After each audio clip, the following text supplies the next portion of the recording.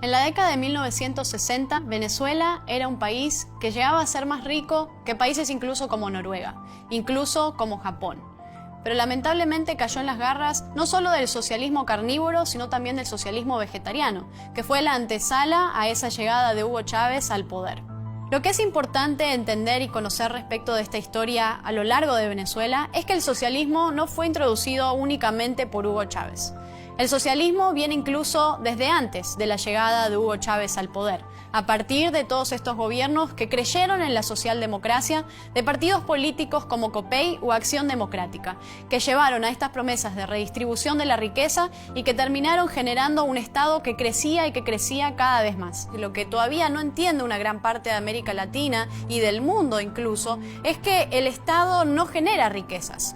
El Estado, para poder dar todos esos subsidios y poder hacer todas esas promesas populistas, necesita sacarle el dinero a alguien más. Tiene de alguna manera tres formas de conseguir ese dinero con el que va a hacer el populismo. Una, por supuesto, es la deuda, que la deuda nunca es buena para el país. Otra manera, por supuesto, son los impuestos, que terminan siendo una manera de asfixiar a los que contribuyen o un castigo al éxito, o de alguna manera los impuestos se han convertido en un robo a lo largo del mundo y de América Latina. Y otra, por supuesto, es la emisión monetaria, una emisión monetaria a partir de un banco central que siempre deriva en inflación, porque esa es la consecuencia primera de la emisión monetaria. Una vez que llega Hugo Chávez al poder, en el primer año de mandato toma ciertas decisiones para, por supuesto, avanzar y exacerbar todas las medidas que se habían tomado a lo largo de la historia venezolana, pero además agregarle un componente extra, el componente de la revolución bolivariana que venía con la cuestión previa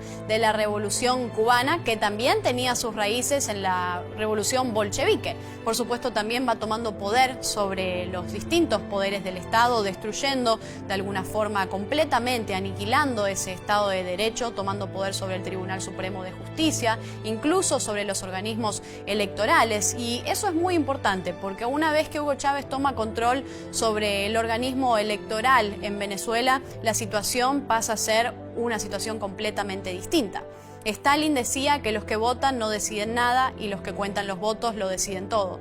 Los gobiernos populistas a lo largo de nuestra región comparten también otra característica, que es el poder.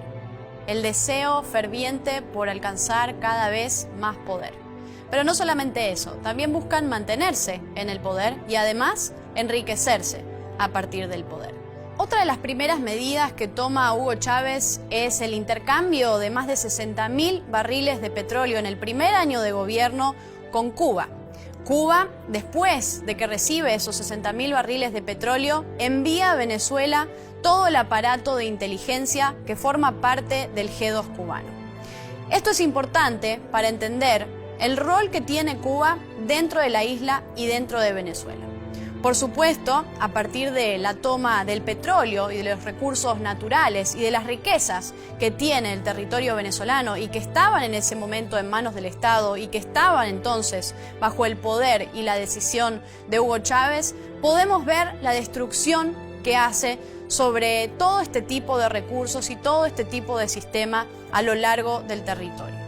En el año 2013, Hugo Chávez finalmente muere. Lo que hay que entender es que si Hugo Chávez seguía vivo, iba a pasar probablemente lo mismo que está sucediendo ahora. Venezuela es un país que hoy está tomado por las peores mafias criminales del hemisferio, por las peores mafias criminales de todo el mundo. Hoy en Venezuela operan más de 5 campos de Hezbollah. El terrorismo islámico tiene sus intereses en el territorio venezolano. Lo mismo sucede con las guerrillas marxistas de la FARC o incluso del ELN. Hoy, más del 70% del territorio venezolano está en manos de todas estas mafias y en manos de todos estos criminales. Venezuela, para salir de esta crisis terrible que está padeciendo después de estas 2 décadas de chavismo, tiene que entender que la solución es el liberalismo. La solución para Venezuela va a ser la libertad. Van a ser los mercados libres, la apertura económica, el capitalismo, las libertades individuales, el Estado de Derecho, la igualdad ante la ley y además la consolidación de la propiedad privada. Por supuesto, también Venezuela necesita privatizaciones. Venezuela necesita de un aparato productivo que vuelva a sacar al país adelante y que se conforme en el gran motor potente que tiene para representar esa potencia a lo largo del mundo y de América Latina.